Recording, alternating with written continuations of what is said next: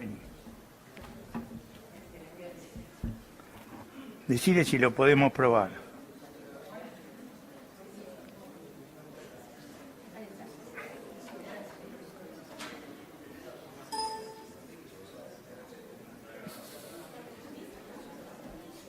Este es el punto. No, ese No, no. Este rojo de acá.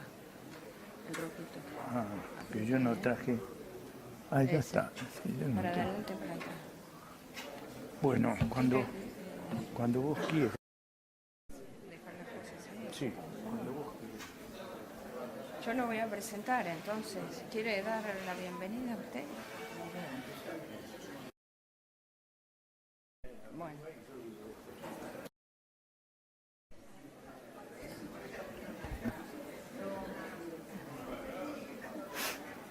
¿Empezamos? ¿Empezamos?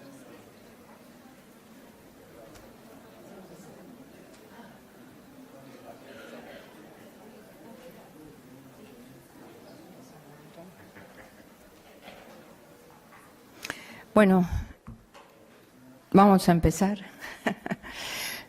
Buenos días, bienvenidos a todos a este 8º Simposio Internacional de HIV, de Helio Salud, una apuesta al día.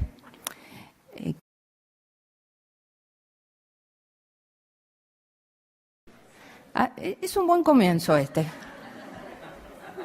Buen comienzo. Para que vean que va a estar el día movido, nadie se va a dormir. Bueno, muy bien. Queremos... No sé, debe ser una cuestión del sonido, a ver si lo arreglan. Ahí está. Muy bien. Queremos agradecer la presencia de ustedes. En primer lugar, agradecer a todos los speakers que van a participar, agradecer a toda la industria farmacéutica, a Rita, que ha hecho un trabajo incansable, y junto con Marcelo, saben que coordinamos este simposio. Así que vamos a abrirlo formalmente. Para Marcelo y para mí, para todo nuestro grupo, es un gran honor presentar al doctor Stambulian. El doctor Stambulian, saben ustedes que no necesita presentación, así que no lo voy a hacer. Solamente voy a destacar 3 características de él. La primera es que fue el pionero de la infectología en nuestro país. Él fue la persona que realmente cambió la infectología, ¿no? Para los más jóvenes, la infectología estaba concentrada únicamente en los hospitales dedicados a enfermedades infecciosas. Él creó el concepto de que las enfermedades infecciosas pueden manejarse en todos los hospitales, así que realmente lo fue, un pionero.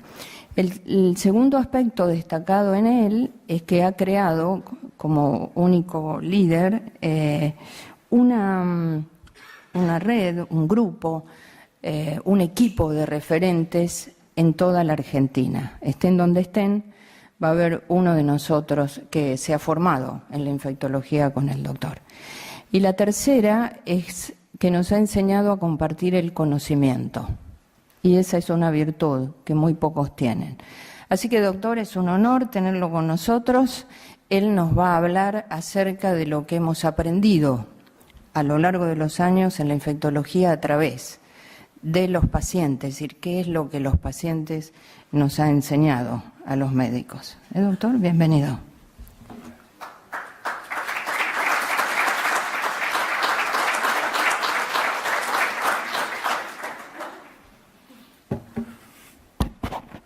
Realmente agradezco mucho las palabras de Isabel, y cuando con Isabel y con Marcelo pensábamos,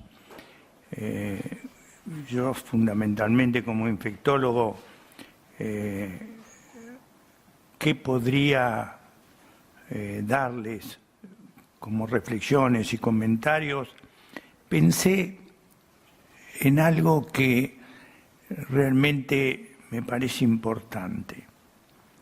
Yo creo que todos hemos transitado un camino donde hemos aprendido a través de nuestros pacientes, de los brotes epidémicos, aprendimos cosas y siempre son 2 o 3 cosas que nos tienen que quedar para que realmente podamos, frente a otra situación, ponerlas en práctica. Entonces me pareció interesante compartir con ustedes en muy breves minutos. Yo le dije a Marcelo que estoy cada vez más convencido que uno tiene que hablar más o menos 20 minutos. Entonces yo le quiero comentar algunas experiencias que hemos vivido y a través de cada una de estas experiencias lo que nos ha enseñado. Antivirus.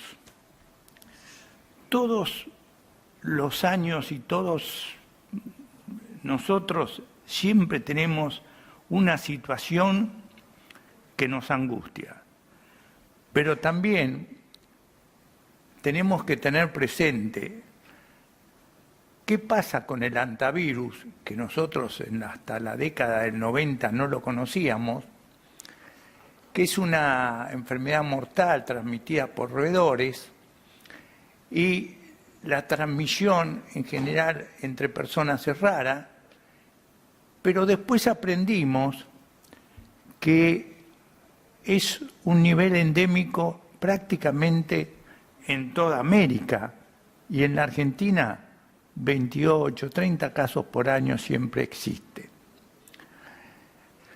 Nosotros en el 93 vimos que había un brote en Estados Unidos, los invitamos a los de Nueva México que vinieran, porque teníamos nosotros un brote en el Bolsón y en Bariloche.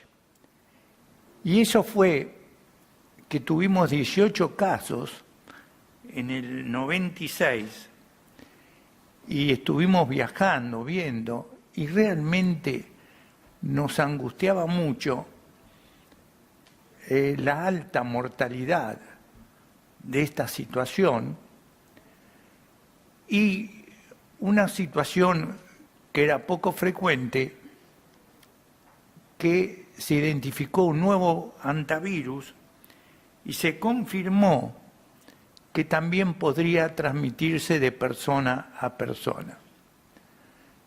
Este es el colilargo. ¿Y qué nos enseñó estos brotes y qué nos puede quedar de este brote? Yo quedé muy impactado. Estaba dando una charla en Fleni hace no mucho tiempo y quedé muy impactado cuando me refería a un contador exitoso que se fue a Esquel. Y en Esquel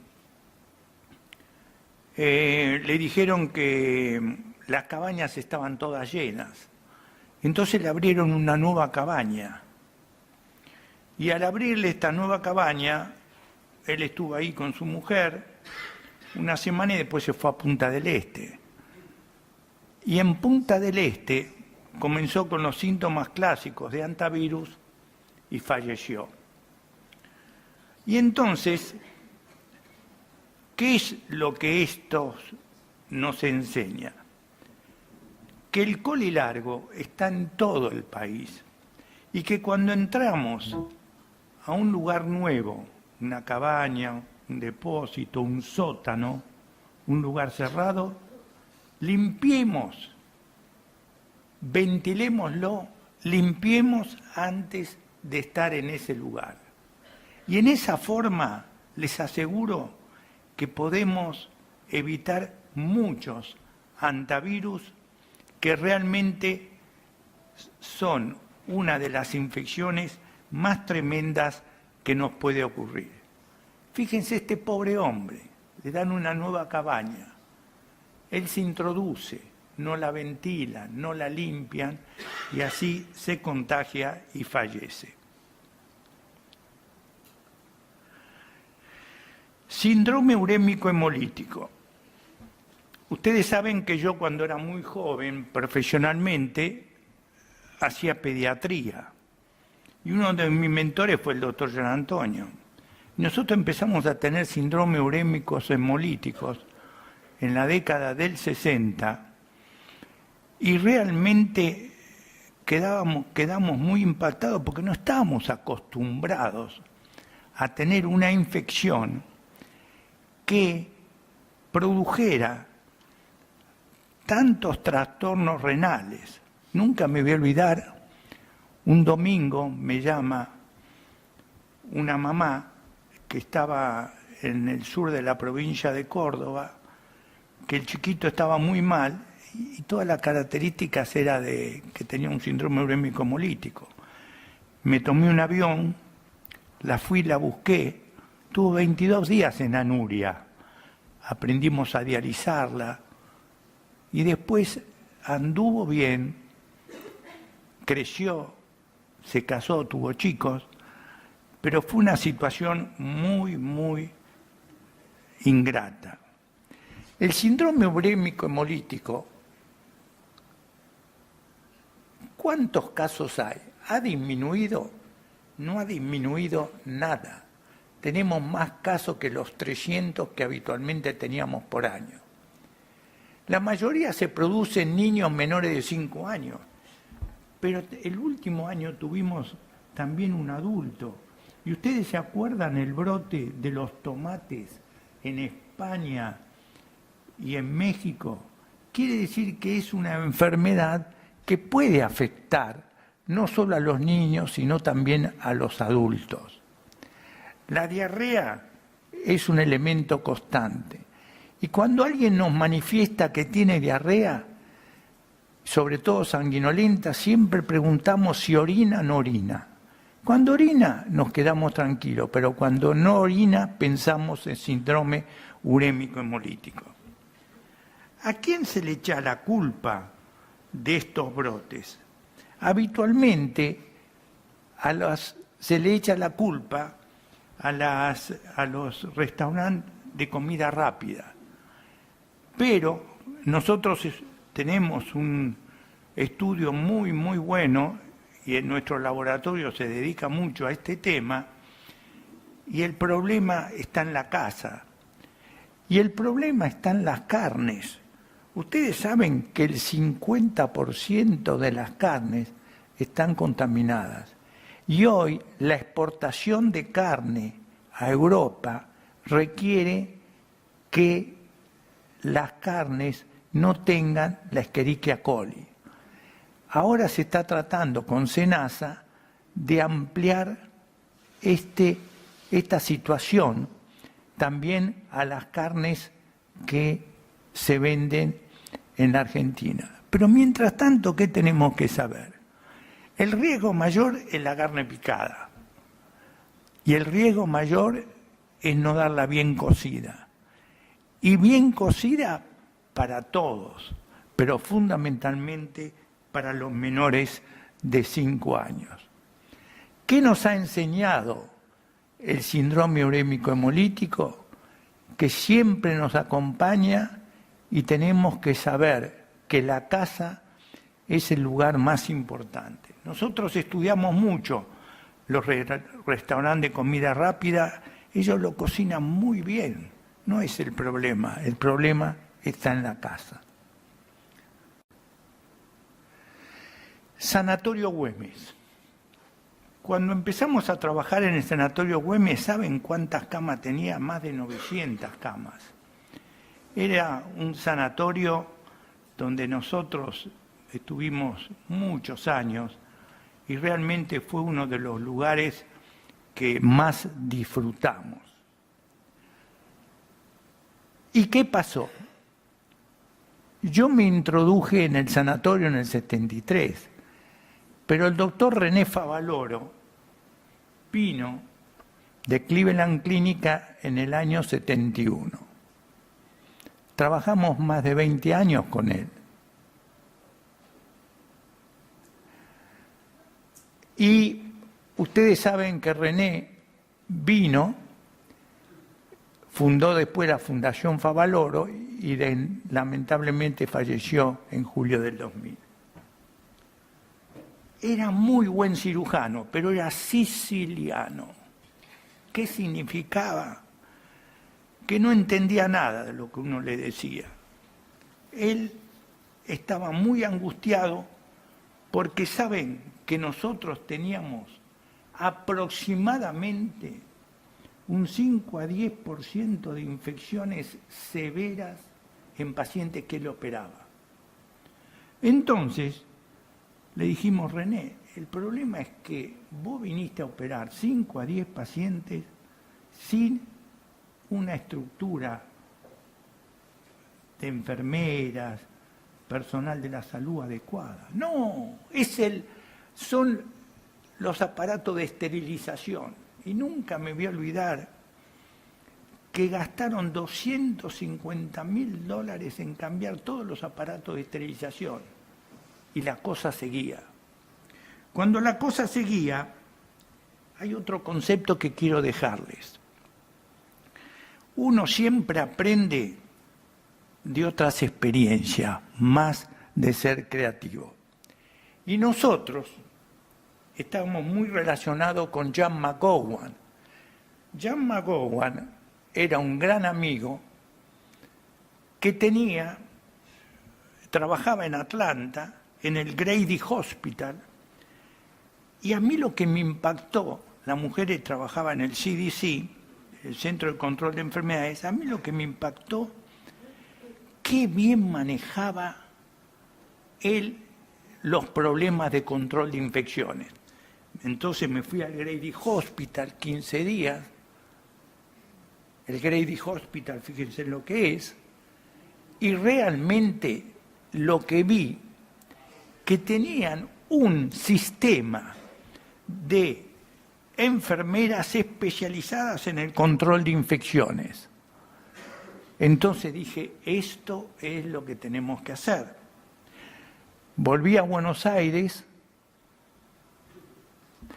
y entonces me fui al Sanatorio Mitre y había 3 enfermeras, Estela Maimón era una de ellas, licenciadas, les hablé, las seducí, les mostré el programa del Grady Hospital y les dije que con ellas queríamos hacer el Comité de Control de Infección Hospitalaria, que hoy es una rutina en casi todos los hospitales para el control de las infecciones.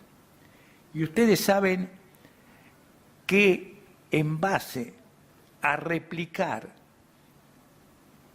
este modelo, ellos formaron después la Sociedad de Control de Infecciones, nos quedó la enseñanza de que es importante trabajar con el personal de la salud, llámese enfermeras, farmacéuticos, etc.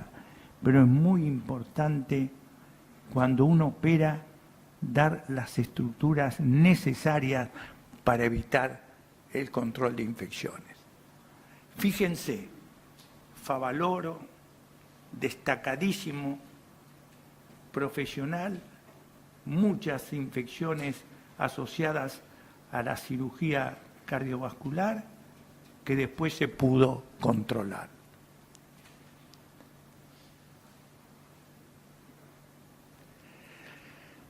En 1993 me llama un diputado, González, que fue ministro de Salud Pública en Córdoba y todo, y me dice, Daniel, ¿vos sabés algo? ¿Qué? Me nombraron encargado de la tercera edad en el Ministerio de Salud Pública. ¿Qué encargado de la tercera edad? ¿Y qué te parece que podemos hacer? Le dije, qué oportunidad única, González. Y entonces estaba Matilde Menéndez en PAMI, le hablé a él, le hablé a ella, y le dijimos, ¿sabés qué? Tenemos que hacer la vacunación contra la gripe. ¿A vos te parece? Sí, es fundamental. Vas a ver qué exitoso que va a ser y qué importante va a ser. Ustedes saben que periódicamente tenemos brotes epidémicos. 50 millones de muertes en el 18, después tuvimos algunas menores, pero en el 2009-2010, 400% más gripes que lo habitual. ¿Y cuál fue la característica más importante de esta pandemia del 2009-2010? Que se afectaron las embarazadas. Entonces, yo quería transmitirle lo que aprendimos de esta experiencia. Y después estuvimos en Malta, cuando realmente la gripe aviar, 50% de mortalidad, era un drama, y se acuerdan que el Tamiflu se compraba para todos los países y hospitales. La gripe es una de las herramientas fundamentales en la prevención de una de las infecciones más importantes. Porque fíjense ustedes, nosotros empezamos en el 93, fundamentalmente mayores de 65 años, trabajando con el Ministerio de Salud, la COFA, nuestra fundación, PAMI, y en una década dimos más de 7 millones de dosis. ¿Con quién vacunábamos? Con los alumnos de medicina. Llegamos a tener 800 alumnos de medicina trabajando con nosotros. Iban a los centros de jubilados y los abuelos decían, qué lindo que nuestros nietos vengan a darnos las vacunas. Tomaban mate, daban la vacuna y se estableció una relación muy importante entre los alumnos de medicina y los adultos mayores. Fíjense, cuando empezamos a vacunar se daba 59 por 1000 y llegamos en el 99 a tener 60 por 1000, es decir, una cifra muy parecida a lo que tiene Estados Unidos. ¿Y qué es lo importante?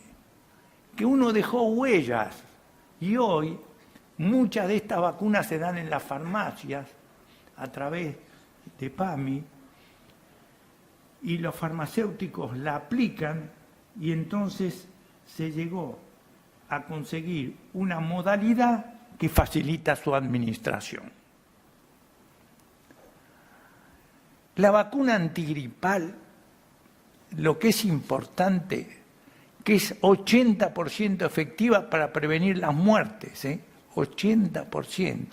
Muchas veces uno puede tener una gripe, y nosotros hicimos muchos estudios en esos 10 años, y lo que encontramos que 40-50% disminuíamos la internación de los pacientes con neumonía durante la época de la vacunación. En el 2009, ¿qué aprendimos? Que la embarazada era fundamental. Y entonces, mis queridos amigos, lo que nosotros tenemos, y está en el calendario, es preconizar la vacunación en la embarazada. No es fácil con los obstetras porque siempre tienen miedo que la vacuna, que es inactivada y no hace nada, le pueda hacer algo. Hoy se vacuna el 50% de las embarazadas. Lo ideal sería aumentar ese porcentaje. Mis queridos amigos, con estas experiencias yo quería dejarles la idea de que todos siempre tenemos circunstancias que nos dejan enseñanzas. Esas enseñanzas hay que compartirlas y aplicarlas para trasladarlas en beneficio de los pacientes. Gracias.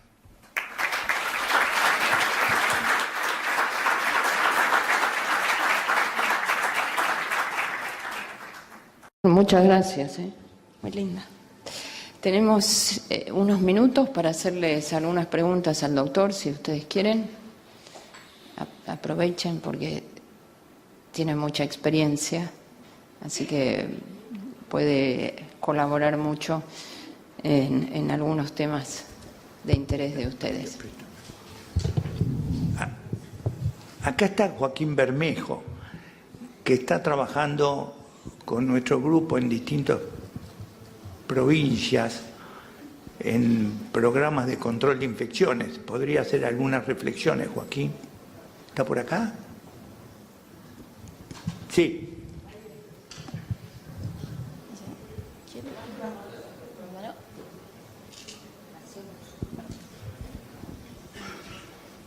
Supuestamente las preguntas eran para usted, pero esperemos que la selección no haga lo mismo esta noche con Perú, que la pase a otro jugador.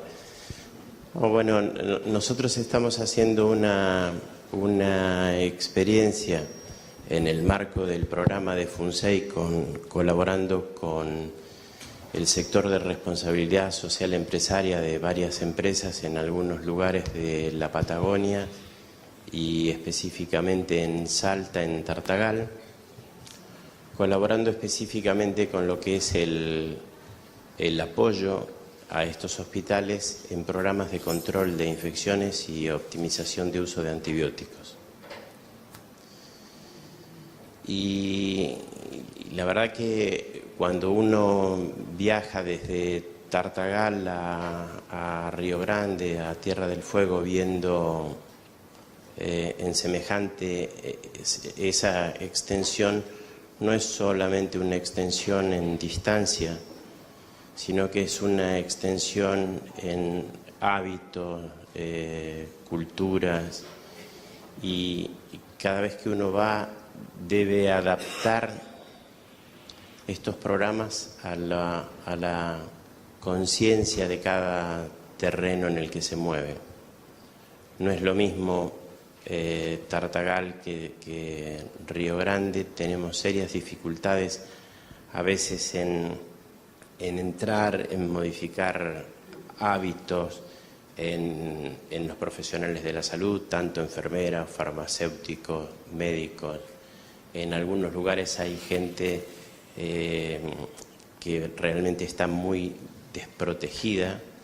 Muchos pacientes, por ejemplo, que atienden en Tartagal, nos contaban que es gente de Bolivia, que cuando están a punto de finalizar su embarazo, lo suben en una camioneta, lo llevan al hospital de Tartagal, que está a 50 kilómetros, por lo tanto hacen el parto en el hospital de Tartagal, y como somos un país desarrollado, el niño se va con un documento argentino, por lo cual es ciudadano argentino, además se hace acreedor a los beneficios de la madre por tener un hijo argentino. Fíjense la cantidad de las implicancias que tiene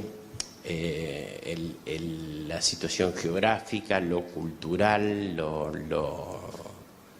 instalado. Después a veces hay dificultades en la comunicación con los pacientes, porque hay pacientes allí que no hablan castellano. Entonces hay asistentes sociales que tienen que hacer de traductor de las lenguas originales para que los médicos puedan interrogarlos. Muy bien, gracias. Para no sacarle más tiempo, acuérdense de las 4 cosas. Traten de evitar el antivirus recomendando que se limpie y ventile los lugares cerrados.